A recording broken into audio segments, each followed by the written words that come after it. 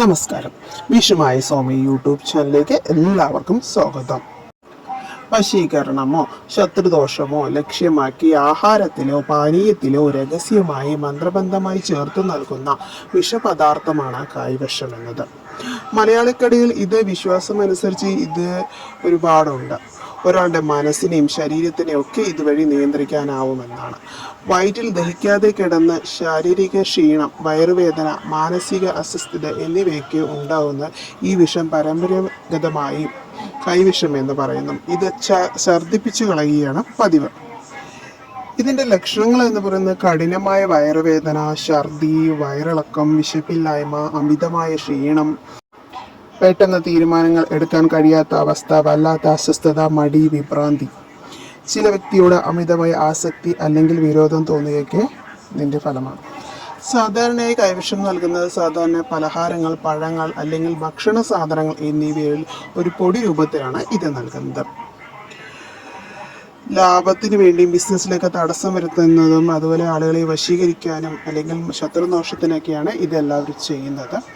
കൈവിഷം ഛർദ്ദിപ്പിച്ചു കളയുന്നതിനും ഒരു ക്ഷേത്രമുണ്ട്. ആലപ്പുഴയിലെ തിരുവിഴ മഹാദേവ ക്ഷേത്രത്തിലാണ് ഈ ചടങ്ങ് നടക്കുന്നത്. ഇവിടുത്തെ കൈവിഷം ഛർദ്ദിപ്പിക്കൽ വളരെ പ്രസിദ്ധമാണ്.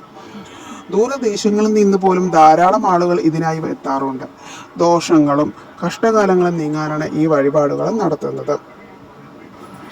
മരുന്ന് സേവിക്കുന്നവർ ചില പ്രത്യേക ചിട്ടവട്ടങ്ങൾ പാലിക്കേണ്ടതുണ്ട്. മരുന്ന് സേവിക്കുന്നവർ ഇതിന് 3 ദിവസം മുമ്പ് ഏതൊരുവിധ ലഹരി പദാർത്ഥങ്ങളും ഉപയോഗിക്കരുത്.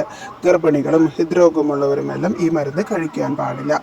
മരുന്ന് കഴിക്കുന്നതിലൂടെ നിർബന്ധമായും രക്ഷിതാക്കളോ മറ്റാരെങ്കിലും കൂടെ വേണം. മരുന്ന് കഴിക്കുന്നവർ തലേ ദിവസം ദീപാരാധനയ്ക്ക് മുമ്പ് ക്ഷേത്രത്തിൽ എത്തിച്ചേരണം. രാത്രിയിൽ നാഗയക്ഷി കുരുതിയിൽ പങ്കെടുത്ത പ്രസാദം കഴിച്ചിരിക്കണം. പിറ്റേ ദിവസം പന്തീരടി പൂജയ്ക്ക് ശേഷമാണ് മേൽശാന്തി മരുന്ന് കൊടുക്കുന്നത്. മരുന്ന് കഴിച്ച് ക്ഷേത്ര പ്രദക്ഷിണം നടത്തുമ്പോഴോ കൈവിഷം ഛർദ്ദിച്ചു പോകും. പിന്നീട് ക്ഷേത്രത്തിലെ പടച്ചോറ് കഴിക്കുകയും വേണം. ഛർദ്ദിപ്പിക്കുന്നതിന് വേണ്ട മരുന്ന് ഉണ്ടാക്കുന്ന ക്ഷേത്രത്തിൽ തന്നെ വളരുന്ന ഒരു കാട്ടുചെടിയിൽ നിന്നാണ്. ഇതിൻ്റെ നീര് ദേവന് നേദിച്ച പാലിൽ ചേർത്ത് കിണ്ടിയിൽ ഒഴിച്ചാണ് നൽകുന്ന. മരുന്നുണ്ടാക്കുന്ന ക്ഷേത്രത്തിൻ്റെ അടുത്തുള്ള പാലയെടുത്ത കുടുംബക്കാരണം. ഈ ക്ഷേത്രത്തിൽ വന്ന് മരുന്ന് സേവിച്ചവർക്ക് എല്ലാവർക്കും അത്ഭുതകരമായ മാറ്റങ്ങൾ ഉണ്ടായിട്ടുണ്ട്.